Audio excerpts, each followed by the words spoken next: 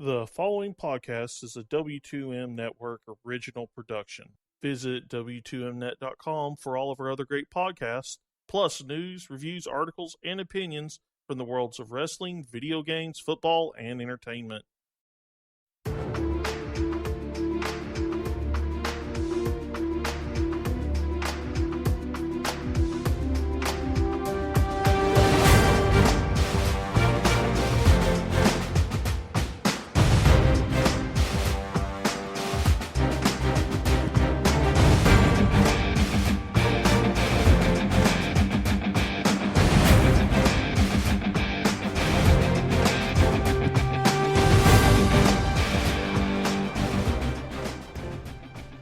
Welcome back to the Fantasy Football to the Max podcast. I am your host, Randy Isbell.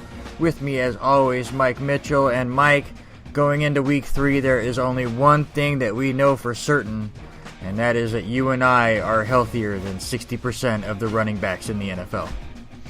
Yeah, at least as far as we know. We don't have as good of doctors maybe as the NFL players do, but my bill of health appears to be a lot better than, say, a Adrian Peterson or a Amir Abdullah. Absolutely. So that's what we are here for, is to help you get ready for week 3 in the NFL and try to help fill those voids here in that position, as well as all of the others, as we break down all 16 games for week 3. It's going to be a tough task, but we are ready to go. Let's start with a Thursday night game. And speaking of injuries, we have a huge one here as the Houston Texans go to New England to play the Patriots. And it's looking like a third-string quarterback will be starting for New England. And they're still favored to win the game. Yeah, I am not sure about that. I mean, I guess they're giving them a lot of credit for playing at home. And assuming that, Brissett is going to come in there and just pick up the reins where Garoppolo did and perform at that same level. I don't quite feel so confident about it. And, the lines are set in order to get action on both sides, not necessarily who Vegas thinks is going to win the game. So take that into account too. But on a short week for a third-string quarterback, I'm not so sure how comfortable I feel about this game. Yeah, I'm the same way. But I have learned already this year, just do not bet against Bill Belichick. So who knows, Jacoby Brissett could come out here and play extremely well against a very tough defense. I don't see it happening, but I didn't think that they were going to do very well against Arizona either, and Garoppolo looked amazing. We'll see what happens with Rob Gronkowski. He is listed as questionable, and as far as the timing of this recording goes, no official word has come down, but he may see some action tonight to at least give them an extra weapon. But speaking of those weapons, Jacoby Brissett at quarterback, what does that do to your rankings for all of these fantasy options in New England? Well, I think it bumps down the weight, obviously, but I do feel like a lot, depending on whether or not Rob Gronkowski plays tonight, it could be a bump up for Martellus Bennett, and I still think that LeGarrette Blount is an auto start this week, just because what else are they going to do? They're going to go. He is their bell cow right now in the backfield, and they're going to want to lean on the running game as much as they possibly can, and he's been very solid the first 2 weeks. Yeah, absolutely. I love Martellus Bennett in this game. I love LeGarrette Blount, as you said. I think that in the little time that we saw Brissett in week 2, his average pass from scrimmage was 1 yard. I mean, he went about 90 yards in stats, but most of his passes went either behind the line of scrimmage or 5 yards deep. So that's what you're going to see tonight, is a lot of dump-offs, a lot of quick passes, and a lot of running. Another name to think about, whether you want to start him or not, Julian Edelman, who is usually a starter in fantasy at the wide receiver position, could take a step back here with a third-string quarterback, but he also could be the quarterback, as he is most likely going to be listed as the backup. So how crazy would it be to start him and then all of a sudden have an extra quarterback on your team for a half? Yeah, that would be interesting. I mean, I don't wish injury on anybody, but if something like that did happen, that would be a unique situation to be able to score points as a receiver and as a QB for 2 halves or however that works out. And we should also throw out there, just for fun, I mean, I don't know that this is actually going to happen, but, is something wrong with James White? I'm just curious. I don't think so. James White was just the pass catching back.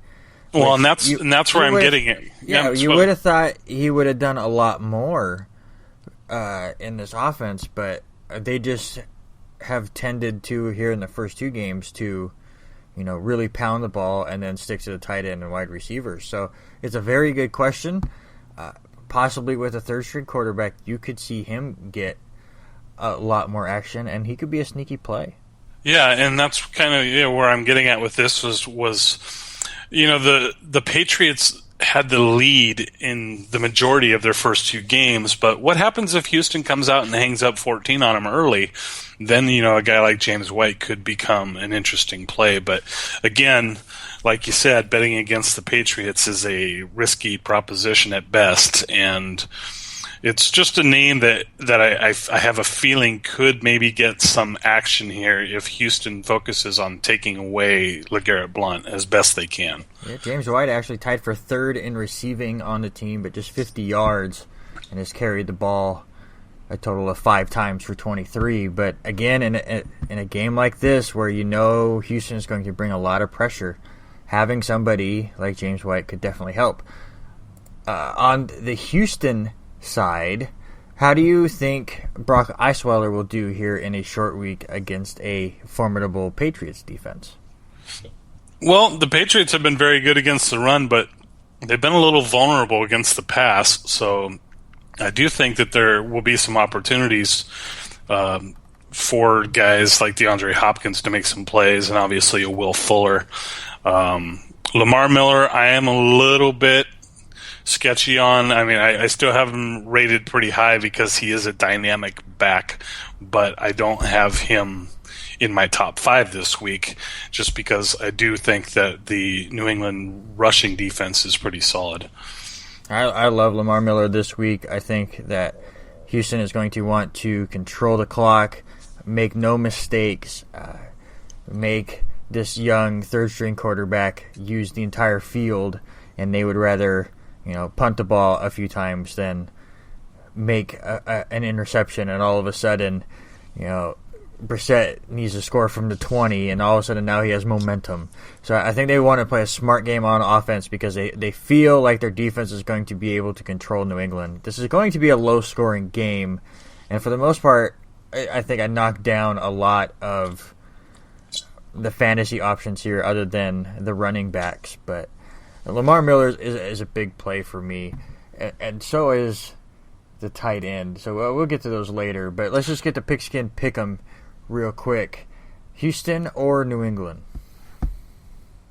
Out there, I'm not saying to bench Lamar Miller, and we'll come back to him, but I do feel like our ratings differ a little bit in our viewpoints on that. And as for the game, I'm going to buck the Bronco one more time here. I'm going to take the Texans to beat the Patriots tonight.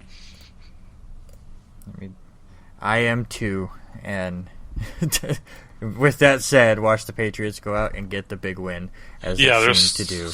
Certainly a chance of regret here. And we did bring up, the difference in our rankings. You can definitely check out those rankings at the W2Mnet.com website. Those should be up later today. Just some finishing touches going up on those, but you can see all of our rankings as well as Gary Vaughn's. As you can see, the top 20 in quarterbacks, top 40 running backs and receivers, also some tight ends and defenses thrown out there for you. So any deeper questions that you have on any of those players, you can go find our rankings over on that website. Let's get to the Sunday games. My New York Jets go to Arrowhead for a tough matchup against the Kansas City Chiefs. Both teams are 1-1. The Jets' offense has been very surprising throw a lot of action going to all over the place. Matt Forte has been one of the top running backs out there. They have a three-headed monster now in the receiving game. Can they sustain this production?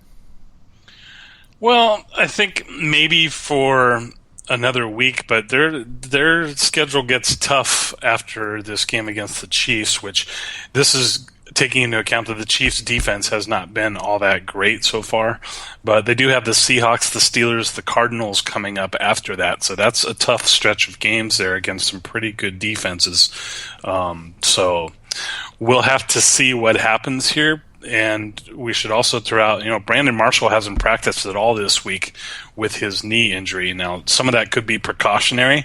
But again, as we brought up, last week, there is a chance here that knee swells up after a few days, and there's a possibility that Marshall doesn't play. Yeah, I would like to think that this is just precautionary for the veteran receiver. Obviously, his timing with Ryan Fitzpatrick is already on point, but definitely keep an eye on it on Sunday. If he does not play, then I believe Quincy Enunwa is a must start as he has really taken off in his role, catching almost every target going his way. On the Kansas City side, surprisingly, the passing game for Kansas City, not too shabby. 275 yards a game so far this season. This has a sneaky idea of a possible shootout, as Kansas City defense, as you said, has not been what they have been lately. The Jets give up big plays. So are you seeing a possible shootout here? Well, we'll kind of have to wait and see what happens. I mean, I think some of that is skewed because of that game against the Chargers, where Alex Smith basically had to throw the ball all over the field to try and get them back in that game. And they were shut down pretty significantly at Houston last week. So I'm not completely sold on it, but there is a chance that it could turn into a shootout just because that Kansas City defense has not been that impressive, and it's almost making the Chiefs into a team that's more balanced instead of a team that likes to run the ball 70% of the time. The other big question going into this game, Jamal Charles, no word whether he will play or not. Coach Andy Reid saying that he is improving by the day and is just wants to get out there. If he does play, how much do you expect to see him? Because obviously they're not just going to throw him back out there, especially against a really tough Jets rush defense. Yeah, that's just it. I mean, they're playing against a team that is very strong against the run, as they will be the following week against the Steelers. There's two really bad matchups there for a Jamal Charles to come back. And they're playing it so close to the vest. The interesting thing I've been looking into was that Jamal Charles has been practicing mostly with the practice squad, which makes me lean towards maybe they're not going to play him this week, even though he's saying he's ready to go. I would think he would be taking some first-team snaps if he was actually going to see the field, but we'll have to wait and see. Pigskin Pick'em, Jets or Chiefs. I know it's a tough road to go to Arrowhead and beat them, but I think the Jets match up pretty well, and they have a few extra days of rest, so give me my Jets. I have also taken the Jets. Arizona Cardinals at Buffalo Bills. Buffalo have a new offensive coordinator because reasons. Mike, I know you wanted to talk about it a little bit, so I will let you spiel on the Fantasy Podcast. Well, this just reeked to me of Rex Ryan trying to cover his own ass and get a scapegoat. And, Greg Roman actually had that offense that was, I believe, 26th 2 years ago. He had them in the top 10 last year. After two games, they put up 31 against the Jets. Granted, they did struggle against the Ravens, but to me it just sounds like something Rex Ryan would do in order to cover his own ass. And I don't think Greg Roman was the problem, and I am very curious to see just how much better this offense is going to actually be this week now that they've replaced the problem. So we'll see what happens. I will say I do not feel like Greg Roman should have lost his job. But the offense was nowhere near what it was last year, and I wasn't a big fan of it last year either. If you go break down the actual stats and look at the play-by-play of that Jets-Bills game, that offense was horrid. Most of its yardage coming on 2 big plays. And even on those, they were shut down on first and second down before they hit those big plays. So the offense completely has sputtered and is nowhere near the way it was last season when it really took off. LaShawn McCoy has just been completely shut down. So hopefully we'll see if maybe a change will spark that. But I have never been a fan of this offense or the talent around it. I've always said you have to hope for those big plays. They got him against the Jets, so that made the stats look a bit better, but that's all they have. And now with Sammy Watkins so banked up and not himself, you have to rely on players like Goodwin to make those plays, and I just don't think they have that talent to really carry a team. But I am with you 100%. The issue was not the offense on Thursday, it was the defense, as Fitzpatrick completely just torched them. But he didn't want to fire his brother, and he didn't want to take blame himself either, so he had to find a scapegoat. With that said, I believe Arizona is going to completely torch them as well. I mean, yes, the Jets have a much improved offense, and I'm loving watching them every single week, but Arizona's is much better with even more weapons and a more veteran quarterback in Carson Palmer, and I think that last Thursday was just a preview for what Arizona's going to do to them this week. Yeah, you kind of took the words out of my mouth there, saying that, if you're going to fire the offensive coordinator for putting up 31, then how are you not looking at the defensive coordinator for allowing 37? That's, in my opinion, they fired the wrong guy. You fire them both if your logic is going to be 31 isn't good enough. And the offense is stagnant. Well, that defense was non-existent, and you might as well just fire everybody and fire yourself. But yeah, we'll see what happens. I mean, Buffalo just smells like a 5-11 team to me, and I really think the only chance they have to fix this is to go back to being the number one rushing offense that they were last year. And if they don't start running the ball and running it often, they're looking at a really long season. Is there anybody in Buffalo that you're starting other than McCoy? I don't think so. We don't know what's going on with Sammy Watkins. It sounds like this Sammy Watkins thing. You wait till Buffalo gets off to that, Owen. They maybe they can beat the Rams or the Niners or the Dolphins. That is the one good thing they have going for them. They got the Cardinals and the Patriots the next 2 weeks. We'll see what happens there. But Sammy Watkins just feels to me like this season-ending surgery is just impending here, and it's going to happen sooner rather than later, especially if Buffalo gets off to like an 0-4 start. Suddenly he's going to be in too much pain to play, and he needs surgery. So We'll see what happens. And as far as Tyrod Taylor goes, this is where I feel about this. I am in a 2-quarterback league where I have Stafford and Taylor, and Tom Brady is the only reason I even have Taylor on my team. And I picked up Brian Hoyer this week, and I may play him over Tyrod Taylor. That is where I see Tyrod Taylor lately.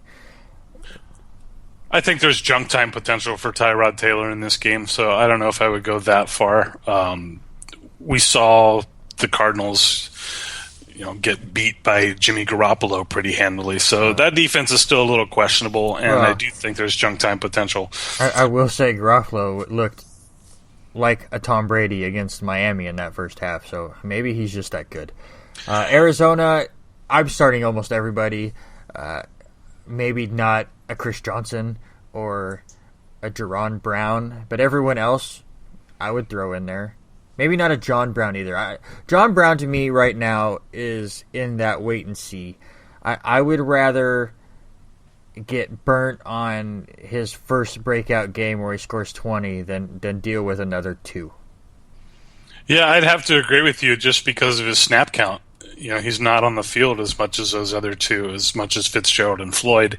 And yeah, I think a wait and see approach is probably the best way to go. And we base a lot of everything that we determined coming into the season on what they did last year, but they haven't looked quite the same with that three-headed monster this year. It's been Larry Fitzgerald, and that's about it. So I think Fitzgerald is an auto start. I think Floyd is a yellow light start, and I think Brown, like you just said, he's a red light to me until we see otherwise. Yeah, and it does not help that John Brown, his time has been cut in by Jerron Brown as that deep threat, and they seem to be splitting the reps. Pigskin Pick'em, Cardinals and Bills. I'm taking Arizona on the road. I am not taking Buffalo. Good point. Oakland Raiders at Tennessee Titans. Give me a sneaky name in this game.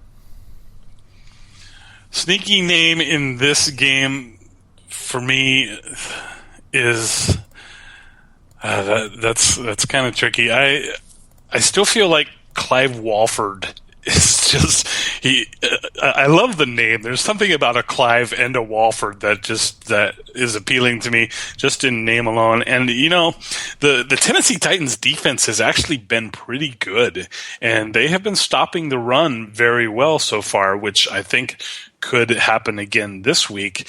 And we may see Derek Carr starting to look, down the field a little bit more often here. And I think Clive Walford might be a sneaky play. Yeah, absolutely. I mean, you look at the stats, he's third in receptions on the team, just behind Crabtree and Cooper. I think he's one of those tight ends that if, he's still going unnoticed in your league, he should be picked up and played. So I love that name as well. I think other than him, everything else you kind of know going into this game. Carr and Mariota, to me, are just outside of your normal starts.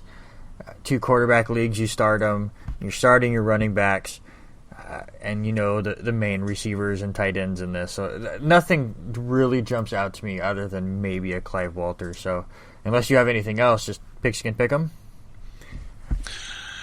My pigskin pick 'em for this game, I am actually taking the Tennessee Titans. As much as it surprises me as well, I am too at home.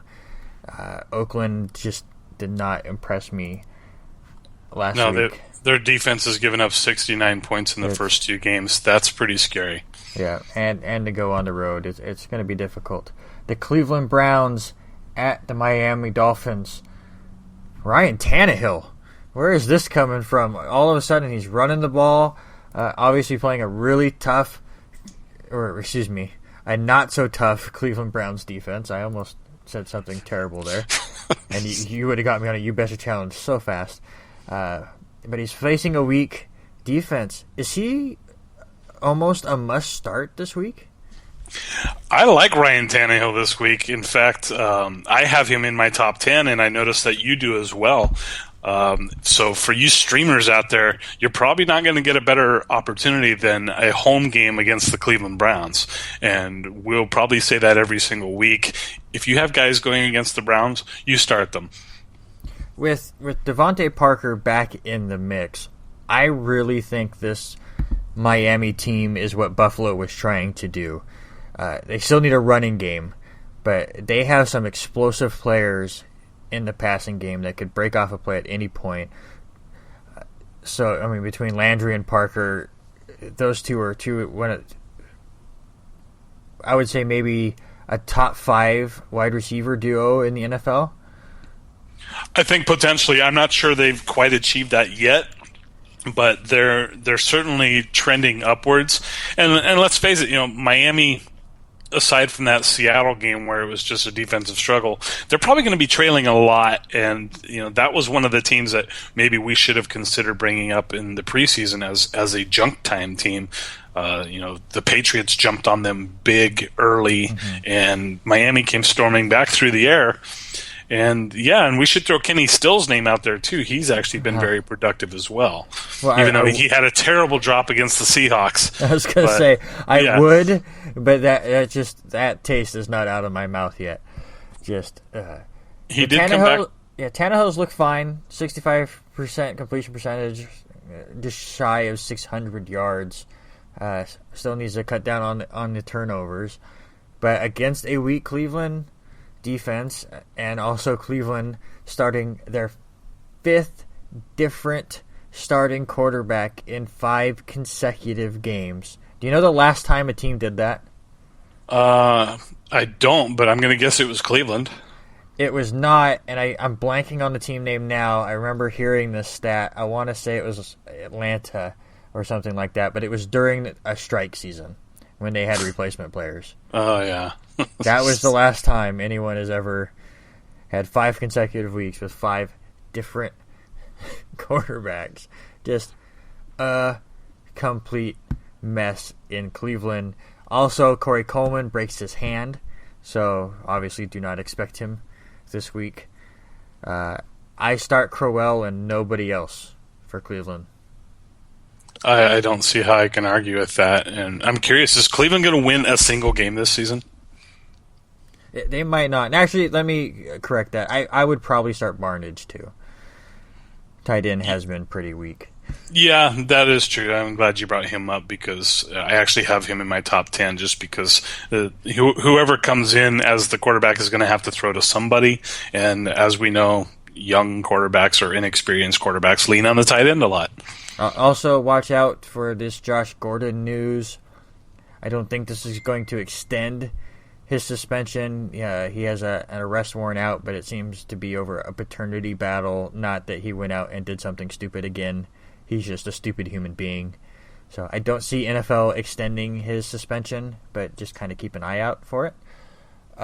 Pigskin Pick'em, Cleveland or Miami. I'm pretty sure I know where both of us are going. I am taking the Dolphins. I agree. Baltimore Ravens at the Jacksonville Jaguars, who have reverted back to last season. Are they going to get back on track this week? I like them this week, and there's something about the 0-2 versus 2-0 games when an 0-2 team that maybe shouldn't be 0-2 is playing against a 2-0 team that maybe shouldn't be 2-0. And I like the Jaguars to bounce back a little bit this week, but this is one of those weeks where we get to see, is that Baltimore Ravens defense for real or not? Yeah, absolutely. They've played Buffalo and Cleveland. Not two stellar teams so far. Jacksonville looked completely off against San Diego. Maybe it was the travel. Maybe it was just they got punched in the face and just got delirious for a while. I expect them to bounce back. I expect your typical weapons to get things going. The thing I'm most curious about in this game is Chris Ivory. Let's see if he returns or not. No official word there yet either. He was limited in practice on Wednesday, but that's a step in the right direction. So kind of the same thing as Jamal Charles. I'm not playing him yet, but to see him on the field I think only helps the other weapons. TJ Yeldon is not a number one running back and has completely made them one-dimensional again. So it's only a step in the right direction for this Jacksonville team that I really thought was going to take a huge step forward this season. Yeah, I think you're absolutely right on TJ Yeldon. The job is there for Chris Ivory to take. He's just got to get back on the field, and I think it won't take more than just a couple of weeks before TJ Yeldon is the guy coming in to give him a breather. And I'm also curious, Allen Robinson has got off to a very slow start, so it'll be interesting to see if he gets on track this week too. I'm looking for, and I'm sure a lot of Allen Robinson owners out there, since he was drafted for most people, early second round guy as your wide receiver one. We're all, and that includes me. I also have Allen Robinson. We're all waiting for you, Allen. It's time to get going. Well, I will say this. Especially if he does not have a good game this week, I would be buying low on Allen Robinson with all of the power in the world because, yes, he has struggled, and he shouldn't have struggled against San Diego. There's no excuse there. But after this week, his schedule is they host Indianapolis, who is terrible on defense. Then they go to Chicago, who can get burnt. We saw that against Philadelphia. Then they host Oakland, and we just talked about how terrible that defense has been. And then Tennessee could be another shootout. So you got 4 straight weeks of just juicy matchups for Allen Robinson. And if he does struggle this week, strike while the iron is, off, really, for Robinson before he starts to heat up. Pigskin Pick'em, Ravens and Jaguars. I have the Jaguars getting their first win. Are you copying me? Yes. Okay, I have the Jags as well. But I'm doing the sneaky thing where I'm copying you first. Ah, well played. All right, the Detroit Lions at the Green Bay Packers. Amir Abdullah placed on IR with a foot injury, most likely done for the entire season. Basically done for any relevance for fantasy, so go ahead and get rid of him. But what does this do for somebody like Theo Riddick, who I still think he keeps his role as a pass-catching back, as that second back.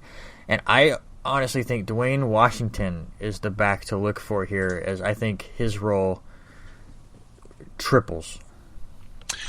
I am inclined to agree to some extent. However, I'm not so completely convinced that Dwayne Washington won't be any more than what we've seen out of Amir Abdullah to this point, minus the injury part. That was, I think Abdullah is the more explosive of the two backs. But yeah, I don't think they want to feature Theo Riddick. I don't think he's built to be a number one running back. He is more of the change of pace and the third down back. So if you're looking for the guy who's most likely to start those games and have those early down play, then Washington's your guy. Yeah, I think you're going to see more of what San Diego featured here in Detroit, where Dwayne Washington is your running back and Theo Riddick is your pass catcher just in the running back position. We'll see if they want to get more balanced, however. So, again, not a start this week, but let's see how Washington's role takes place here against a division rival who, have struggled. Aaron Rodgers has not looked like the Aaron Rodgers of old. Yet this season, he struggled a lot. Last season, we all just thought he was going to bounce back. I still think he's going to bounce back. But do you see it against Detroit? Well, because Detroit has so many injuries, it's possible. But here's a tasty little nugget for you. Did you know that Aaron Rodgers has a streak now, it's the longest streak in the NFL, current quarterback play, of 16 games without posting a quarterback rating over 100. The second highest is Alex Smith. I believe he's at 14 now. That includes the playoffs last season. He's gone a complete season, 16 games, without posting a QB rating of over 100. So it kind of goes back to what I said last week. Those receivers aren't finding the separation, and even with Jordy Nelson back, we still haven't seen it. So the Packers scare me a little bit. Eddie Lacy scares me. If you're an Eddie Lacy owner, when are we going to see that Eddie Lacy we saw 2 years ago? Because we haven't seen it again this season. It's kind of the same old at this point, and that goes for just about all of these Packers guys. So, we were inclined to believe that Green Bay has this dynamic offense, but we haven't seen it. We saw them only put up 14 points. Granted, it was against a good Vikings defense. But even the 27 against the Jags, Aaron Rodgers didn't even throw for 200 yards in that game. So I am kind of leery of the Packers right now. Yeah, I'm a little worried about Eddie Lacy. They completely went away from him in that Minnesota game. But that defense is very stout, so they were just trying something a little different. To your point about Aaron Rodgers, this has to bounce back. And I'm going to throw out a unique You Betcha challenge, and I want to see if you bite. I believe this is the game where he breaks that streak. I say Aaron Rodgers has over 100 in his QBR this week against Detroit. I don't see the difference between 16 or 17, so I will take that You Betcha challenge. Challenge accepted. I think I win that one, especially because it is the home opener for Green Bay. We have to remember they traveled down to Jacksonville in the heat, not a place where somebody from Wisconsin wants to go. And then they went to the debut of a stadium against an arch rival in Minnesota who knows how to play them well. I think this is the week that we really see them break out, especially against a Detroit Lions defense that's not that great. Pigskin, Pick'em, Detroit or Green Bay. Give me the Packers at home. Yeah, with all the injuries for Detroit, even though they played them great last year in some tough loss, obviously, the Hail Mary. But yeah, I'll take Green Bay. Denver Broncos at the Cincinnati Bengals. Simeon, his first road game. Do you think he's up for the task against a tough Bengals defense? I don't like this matchup for Simeon. I think the Bengals are coming off of a game against their rival Steelers. This is their home opener too. So you've got a rookie quarterback on the road for the first time against a home opening Cincinnati Bengals defense that's going to be hungry. And I kind of feel like this could be the game where Simeon struggles a little bit. We've seen little flashes of struggle here and there, but for the most part, he's been relatively good. I kind of like Cincinnati here. Yeah, I'm the same way.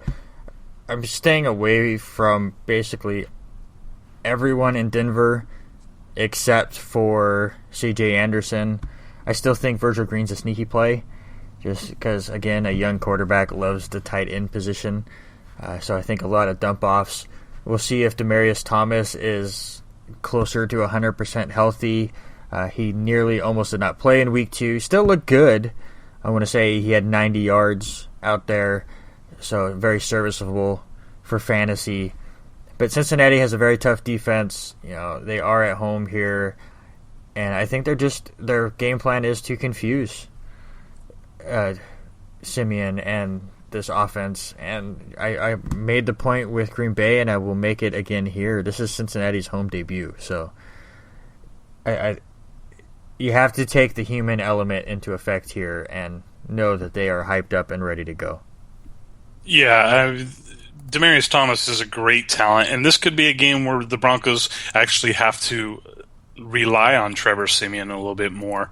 I think the Bengals' rushing defense is decent. Granted, it didn't necessarily show against the Steelers last week. However, the Steelers just pounded D'Angelo Williams. They gave him over 30 carries, and he didn't average more than 3.3 yards. They just didn't go away from it. They just kept pounding and kept pounding. And I feel like the Bengals, this is the perfect situation for Cincinnati to kind of make a statement and get back into that we're still here, we're still good, and look at us knock off the 2-0 Broncos.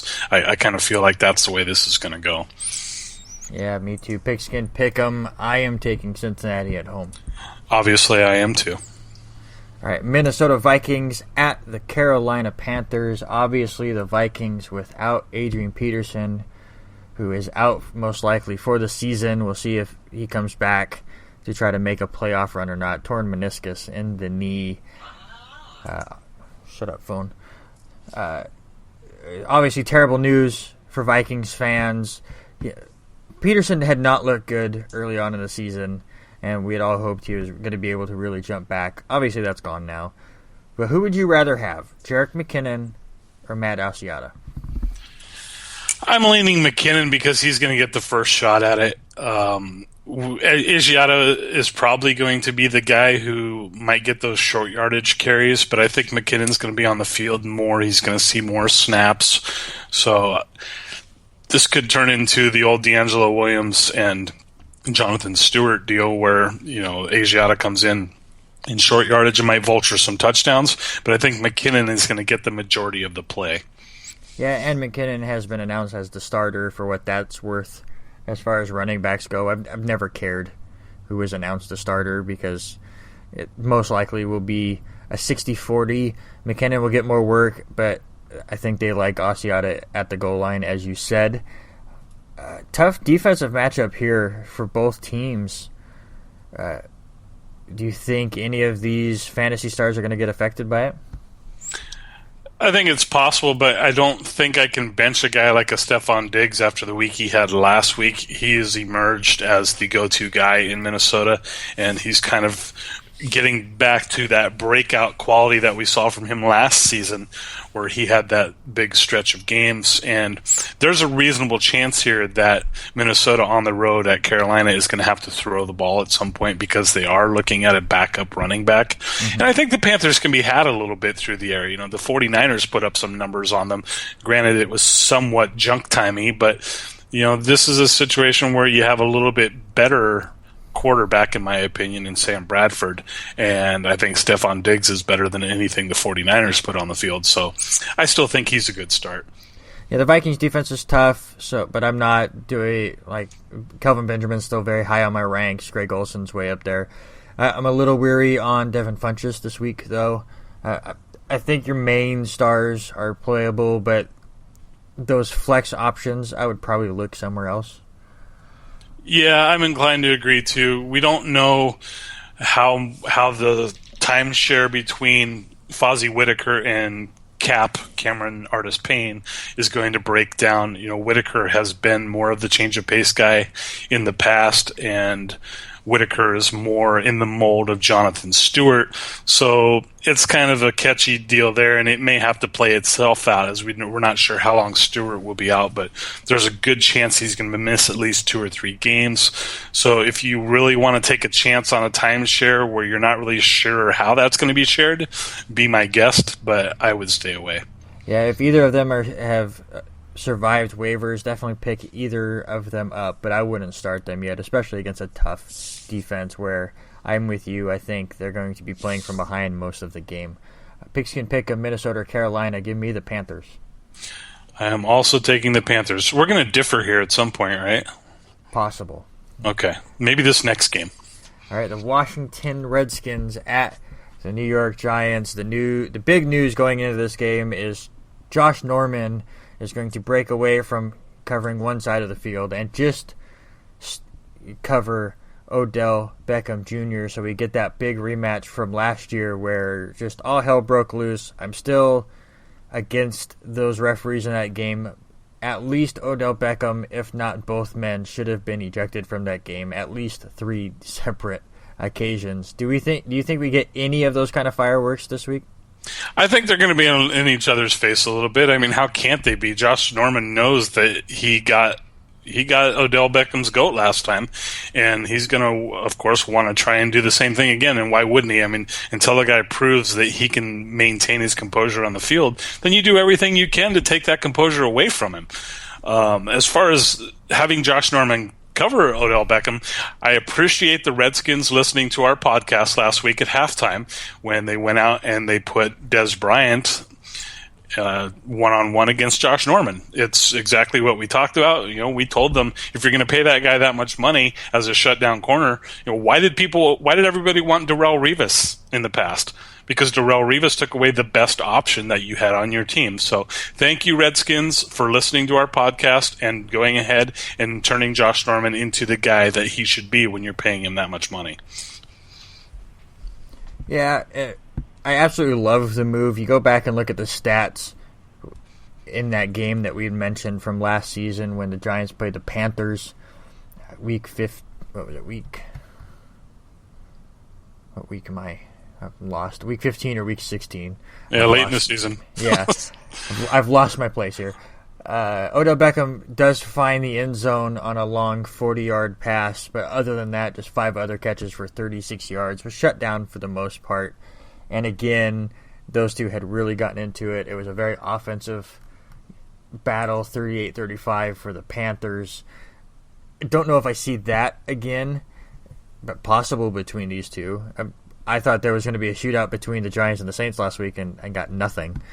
So I'm confused by the Giants now as far as how they want to play the game. But I am down on Beckham Jr. actually going into this week. I think Norman, who is getting a bit of a bad rap to start the season because, again, he's been playing on one side of the field. Antonio Brown completely destroyed the Redskins secondary, and everyone blamed it on Norman, even though most of the time he wasn't even covering him. I think Norman will get into the head of Beckham Jr. and make it a rough game for him.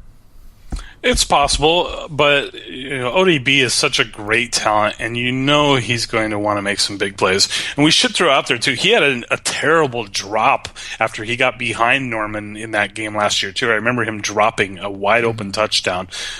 So this, in my opinion, is a chance for Odell Beckham to show his maturity. If it's there, we're not sure. We'll find out. And let me tell you, this is going to be fun to watch. But I feel like Odell Beckham is going to rise above this week. How much do you feel that way? Well, I'm looking at our rankings, and I believe we kind of have a flip-flop where you have Kelvin Benjamin ranked where, or close to where I have Odell Beckham, and vice versa. So I would take Odell Beckham over Kelvin Benjamin in a You Betcha challenge.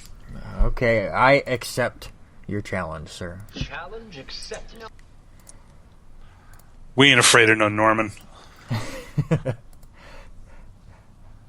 Do you think Washington rights the ship here? They've struggled to get things going this season.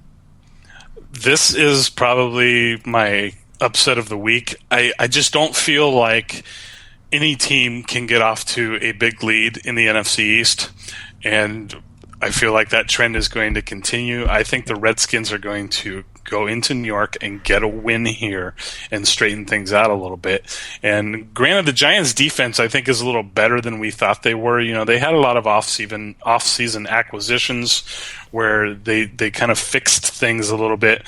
But I just feel like, you know, the Redskins they know they have to win this game, and I feel like they're going to go out there and play really well. All right, Pigskin Pick'em, you're taking the Redskins? I am taking the Redskins. I want to send you a copy of my picks that I swear I wrote out before the podcast. I am taking the Redskins.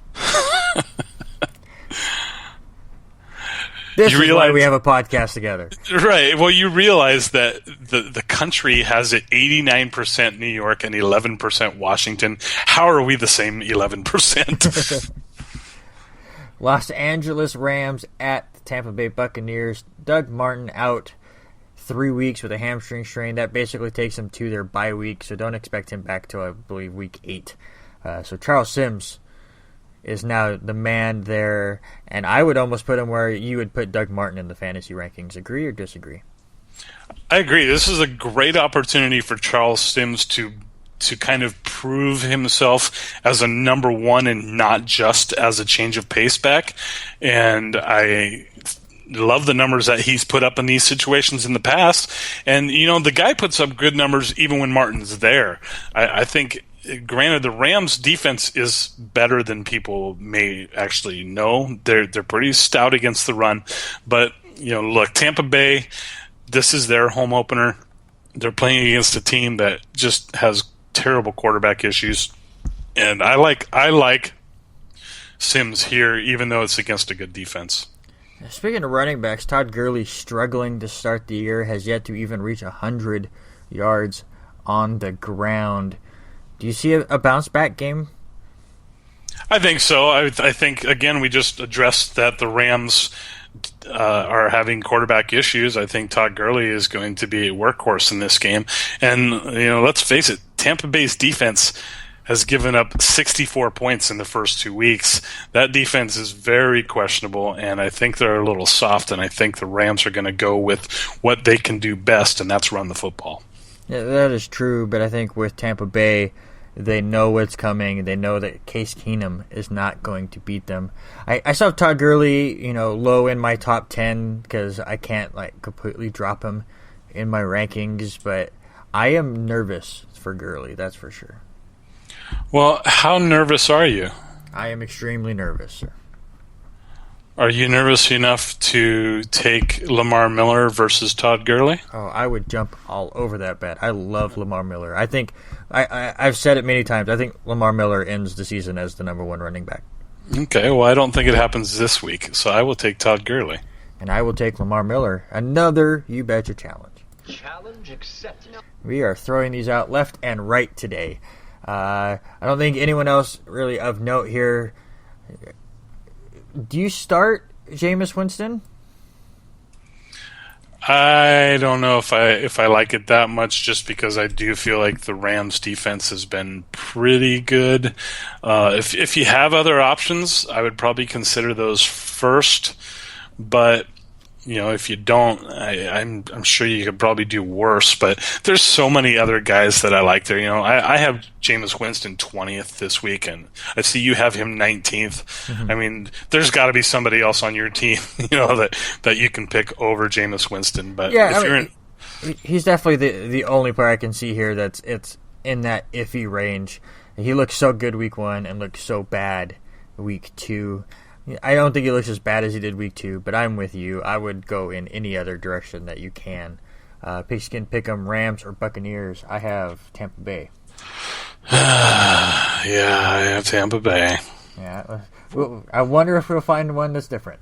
Well, we got 6 more. San Francisco at Seattle. Excuse me. First 1 to 10 wins, right? That's kind of the way it's been looking. Look, if Seattle doesn't figure out their offensive line, Russell Wilson's not going to make it to week 4 or week 5. And I had discussed earlier this week that this feels like a game where they could sit him, let that ankle heal a little bit, maybe work on that offensive line a little bit more. And what they really need to do here is they need to figure out a running game, in my opinion, and stick with it and get a clear-cut guy there that they can rely on. You know, Christian Michael, we keep thinking it's going to be him. He had that terrible fumble, which ultimately ended the game for them last week. But they need to have more balance in that offense and take a little bit of the pressure off of Wilson. Yeah, absolutely. And it's not helping that Thomas Rawls just cannot seem to get healthy. And that's just been the problem with Seattle is a lot of banged up pieces and a really terrible offensive line. You would think that more offense is going to go down in this game. San Francisco's offense has looked decent enough, but against a really tough Seattle defense, I just don't know if I see it.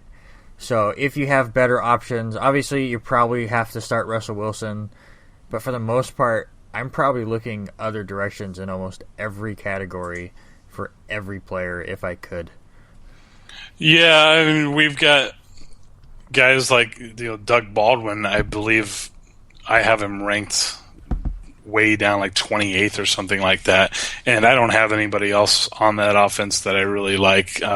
You may be in a crunch where you need to start Christine Michaels or a Thomas Rawls. I have Thomas Rawls at 36. I have Christian Michael at 24. I see you got him at 23.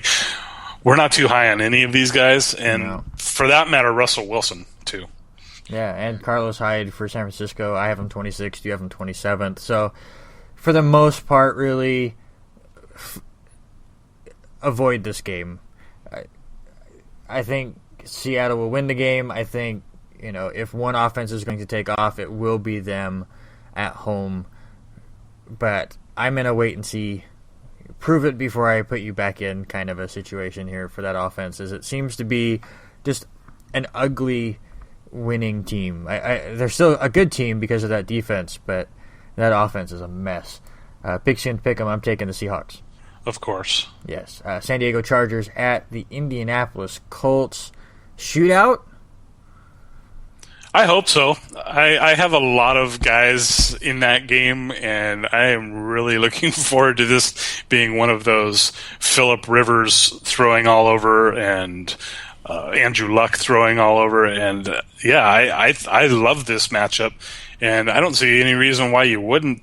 This is going to be a game where you've got a team that's given up 47 points, and you've got a Colts defense that really has not been able to do anything to this point. So, I don't see any reason why it shouldn't be a shootout. The Colts are they've already given up 73 points so far. So, let's go shootout. Yeah, with that said, here's a repeat of the Saints and Giants game as the defenses decide to show up. I think it's going to be a shootout. I like basically all the options here. Obviously, Danny Woodhead done for the season with a torn ACL. That really gets an uptick for Melvin Gordon, as he's really it. They signed Dexter McCluster, who could be a factor later on, but I'm not seeing it this week. So definitely start Melvin Gordon if you have him. And other than that, most of your normal names you're playing, and then if you have a questionable matchup, if you have a Doug Baldwin, maybe start looking at some of these San Diego receivers or Indianapolis receivers to start in front of a Doug Baldwin. I would rather start Philip Dorsett over Doug Baldwin. Well, of course, with Moncrief hurt, that's a definite. I think I think this is a game too for T.Y. Hilton to show up. You T.Y. Hilton owners out there haven't seen much out of him yet. It's funny. I have T.Y. Hilton and I have Allen Robinson, and I have Golden Tate, and I had high hopes for all three of those guys, and all three of those guys have struggled for me. The only guy that has done anything for me is Larry Fitzgerald. So I am waiting to see if Golden Tate emerges. I think with Moncrief out, it's only going to help him and Philip Dorsett, and I do see this game being a high-scoring game. Yeah, on the San Diego side, I also like Terrell Williams over somebody like a Doug Baldwin. I just like the matchup here. I think this will be a high-scoring game. Yeah, I agree. Terrell Williams comes in a little banged up with a shoulder injury, but I don't think he's going to miss the game. I think Antonio Gates could be a good start this week against that porous Colts defense where not only are they not making plays, but they don't have anybody to make plays. Yeah, absolutely. You have Phillip Rivers as a top 5 quarterback this week, so you are absolutely all in on this matchup. Yeah, if a defense has given up 73 points in their first 2 games and they haven't shown any reason why they're going to change that with all the injuries they have, I love Phillip Rivers this week. Yeah, and I have him 8th. I'm probably a little low on him, but I do think that they will continue to try to run the ball. I think Melvin Gordon finds the end zone once or twice. So I think a lot of points will be put up on the board, but maybe not all through the air. But, just because we're having so much fun with this You Betcha challenge, I mean, we've already talked about Aaron Rodgers once. You have Aaron Rodgers below Phillip Rivers, so I want to put that to the test. I'll take Aaron Rodgers if you'll take Phillip Rivers this week. That's a You Betcha challenge. Challenge accepted. All right, we are filling up the board.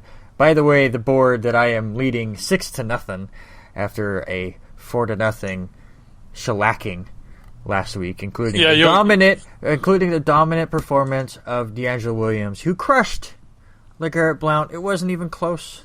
Right, yeah. Number 4 running back in the league last week. Pigskin Pick'em, San Diego Chargers, or the Indianapolis Colts? I am taking the Colts this week. I think they right the ship and they actually get a win under their belt. I was hoping the way you were talking about the Chargers, we were going to have our first different. We do not. I am taking the Indianapolis Colts. I think the Colts can put up 41 and outscore 38. That's very well possible. Pittsburgh Steelers at the Philadelphia Eagles. Can Philadelphia do it again? If by do it again you mean win, I mean let's be honest here. Carson Wentz could not have asked for a better first 2 games than the Browns at home and the Bears on the road. It was the perfect scenario for him to get off to a strong start. And hey, they put up 29 points in both of those games. And I think they've been able to kind of have their way. They've been able to run the ball a lot. Ryan Matthews has gotten off to a good start because of those bad matchups. This week, things are a little different.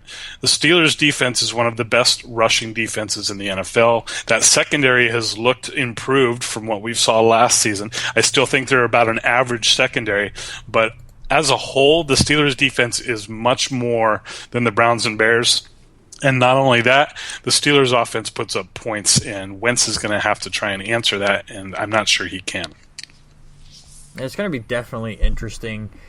I agree that this will be the toughest test that Wentz has had all season, but I believe in him. I think maybe not fantasy-wise, but as far as a quarterback that is going to not hinder the weapons for Philadelphia, you're looking at the right man here. I'm still not into a position where I'm starting him, but obviously Jordan Matthews is a must start. Nelson Aguilar is starting to kind of get back into that possible, flex play consideration. So I really like this team.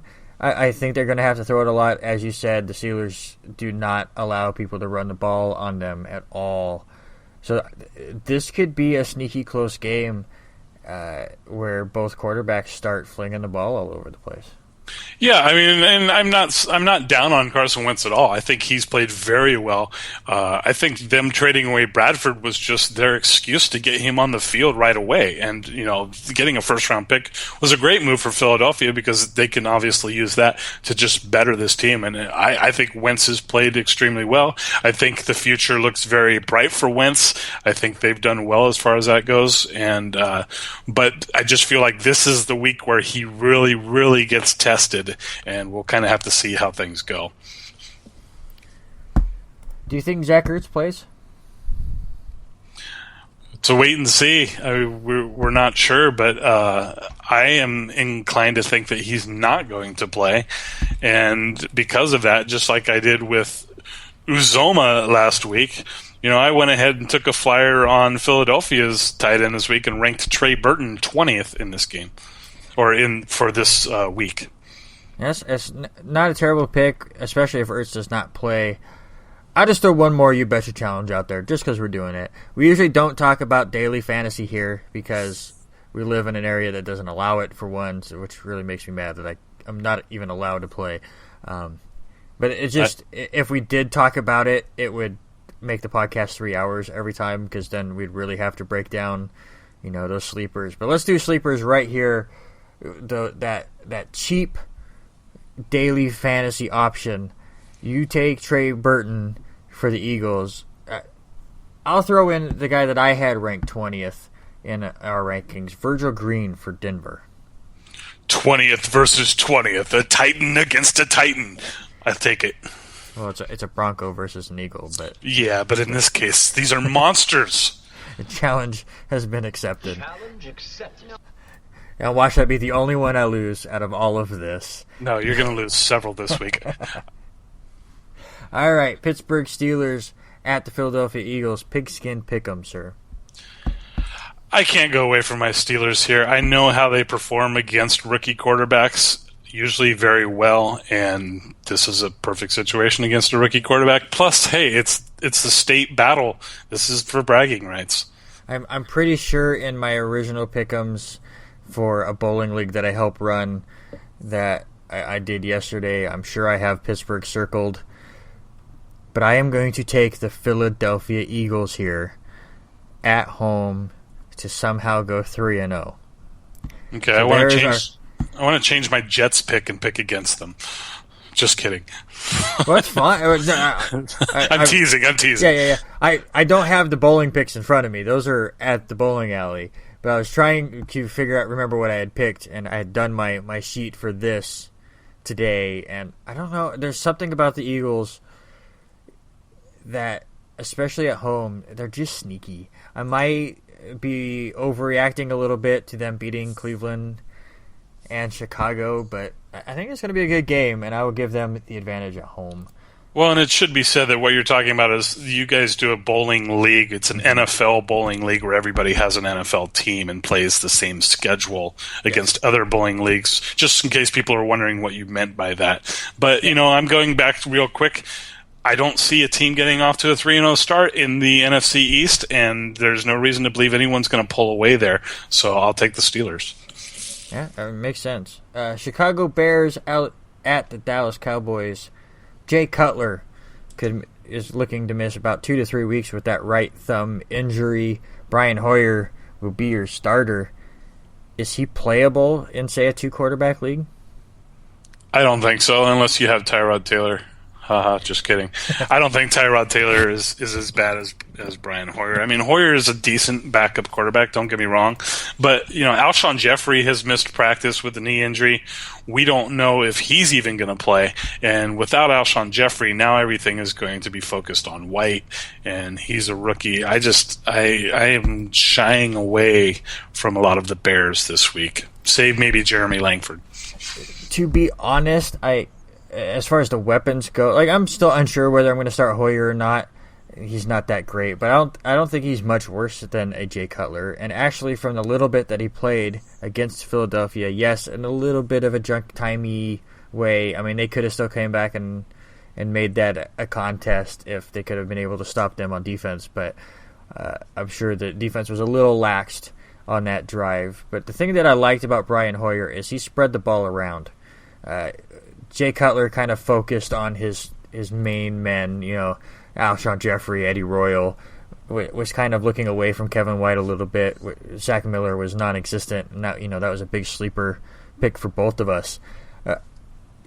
Brian Hoyer went out there and he hit everybody. He hit Kevin White a couple of times. He hit Zach Miller a few times. He looked for Alshon Jeffrey. So I think, to be honest, Brian Hoyer being your quarterback in Chicago could actually help the weapons in Chicago. So I actually like them a bit more as long as Alshon Jeffrey plays. If he doesn't play, then it's going to be a bit more rough. And they're playing a Dallas Cowboys defense that I'm not sold on, so I think they can be thrown on a bit.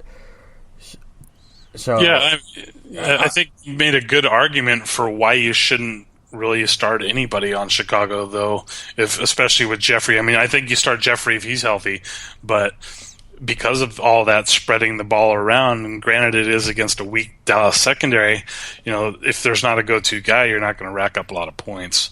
I mean, it's possible, but I just think more yards will be had here, especially for a Zach Miller owner like I was. I think I gave up on him before this news.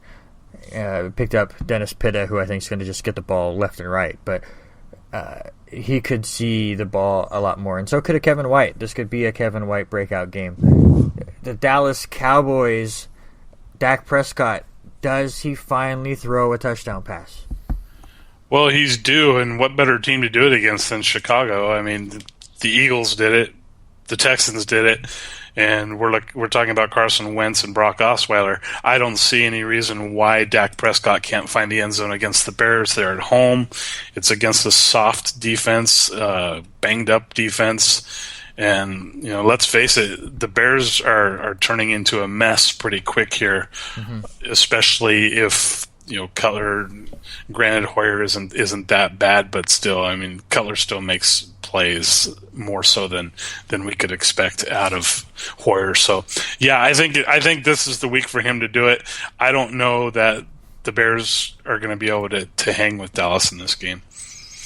No, I think they pull away pretty well. I think Dallas basically dominates this game. When do we start taking Cole Beasley seriously? Neither of us have him ranked at all. He leads the team with 13 receptions on 18 targets and leads the team in receiving yards. When do we finally go, okay, he's a valuable option?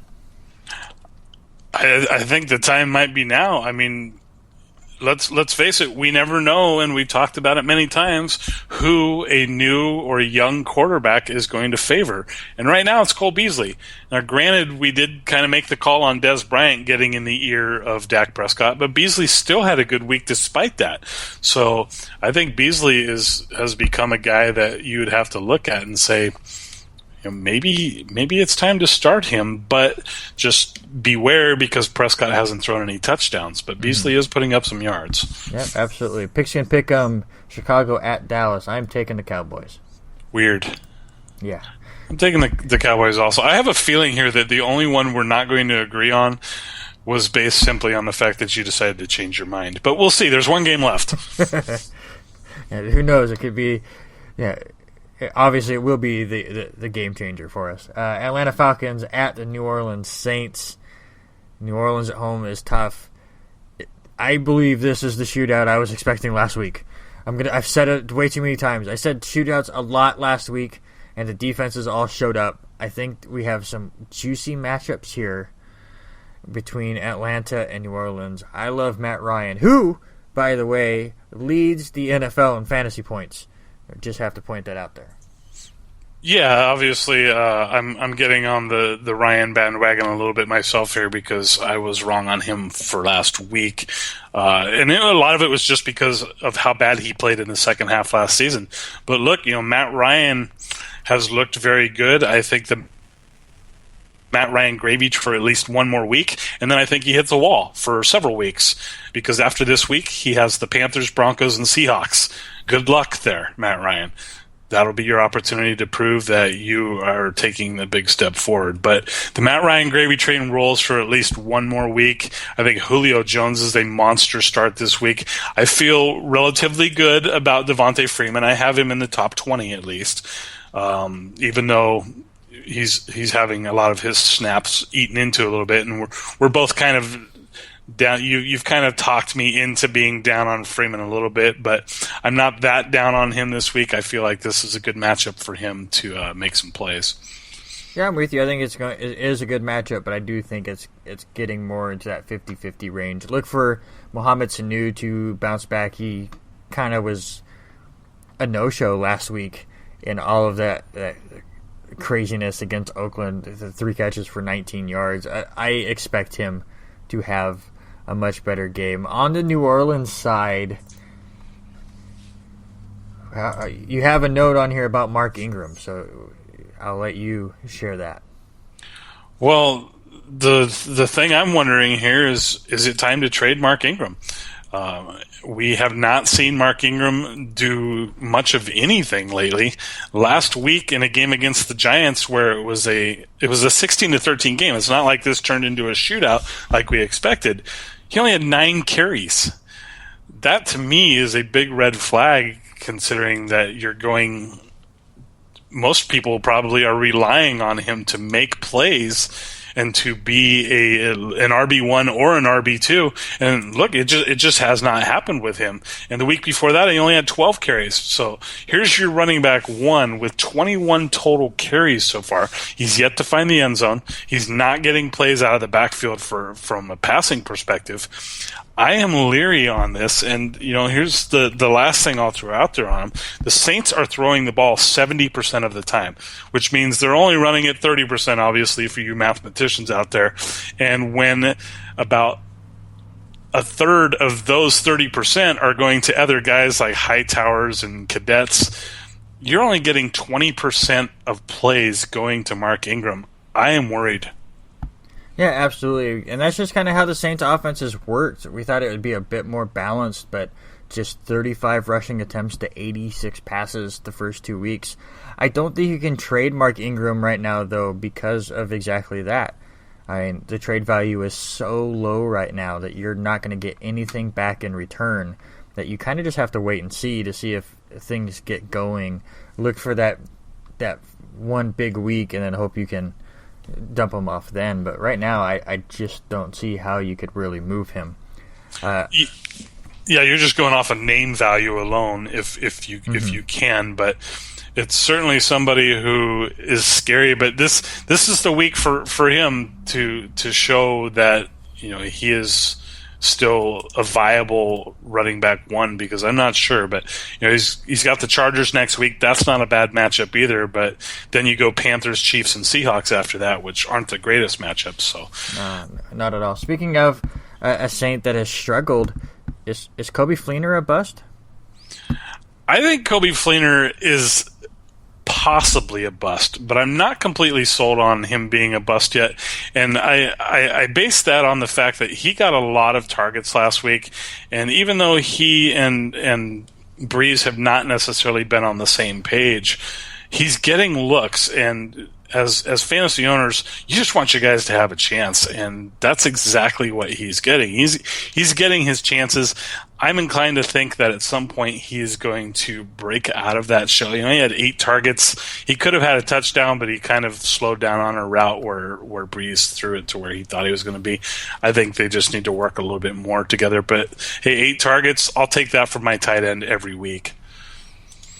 Yeah, we'll see if they finally get on the same page. I'm starting to just get to the point where, and I've fallen into that trap twice now, where we went, oh, it's just a tight end in a Drew Brees offense. He loves the tight end. Look what he did with Jimmy Graham.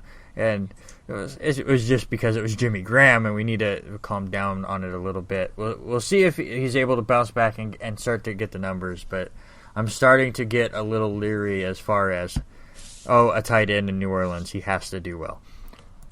Yeah, well, I still think Coby Fleener has athletic. I think that he has a chance to bounce back here.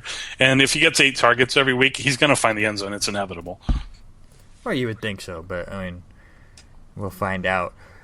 Pigskin, Pick'em, Atlanta, or New Orleans. Give me the home team. Give me the Saints. Yeah, I took the Saints. All right, at least give me... Okay, so we can differ on one thing without having to go out of our way to do it. Pick a final score for me. Let's get a tiebreaker here. Well, we have the tiebreaker. We picked one game different, so we're No. not gonna tie. I mean, give me a final score. Falcons at Saints. What's your final score tiebreaker? Not the I change it just so we can be different. All right, so you want me to go back to Pittsburgh? We'll just go 16 for 16? Go back the way I was thinking?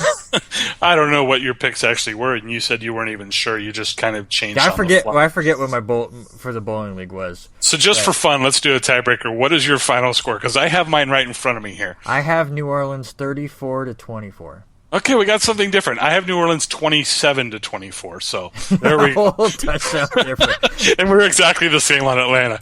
And I'll be honest, everybody, we do not discuss our picks before these podcasts. We don't know what the other guy chose or why. And yeah, it's crazy that we picked so many the same. You bastard. With that and the similarities of the week, we will end this podcast here. Once again, you can check out our full rankings at w2mnet.com. Those are up now. Sean sent me the message as we recorded that those have been posted. So check out all of those, as well as the power rankings, the college top 25s. Our pick'em should be up on Friday or Saturday, and everything else that goes on at w2mnet.com. It's a wonderful site that just continues to improve. Epic Designs got the featured section up, which looks great. I was a little upset at first because he said it was up and I looked and it looked awful, and he's like, no, you have to refresh it, and I did, and it looks amazing. So those guys did a wonderful job on that, and they just continue to improve the site every single day. So check out the site and watch it grow. Yeah, thanks a lot, Epic Design Labs, obviously, for continuing to build on the w2mnet.com website. And give those guys a call if you need a website out there, folks, because they do great work. And w2mnet.com has all of our information, everything you want to find, fantasy rankings, and our wrestling stuff, whatever it is that you're looking for, entertainment, video games. We've got lots of stuff there for you to check out. So, yeah, go to w2mnet.com and take a look. And also check out the Facebook page. Like this podcast on Spreaker and YouTube and everywhere else that you find it. Leave ratings and comments. It only helps us reach other people. And also, if you have things that you feel that we should change or start talking a bit more of or talk a bit less of or stop agreeing on every pick that we do, also leave comments on that as well. But that will do it for this week. We will see you on Monday as we react to everything that happened on week 3. Enjoy your football, people, and enjoy your weekend.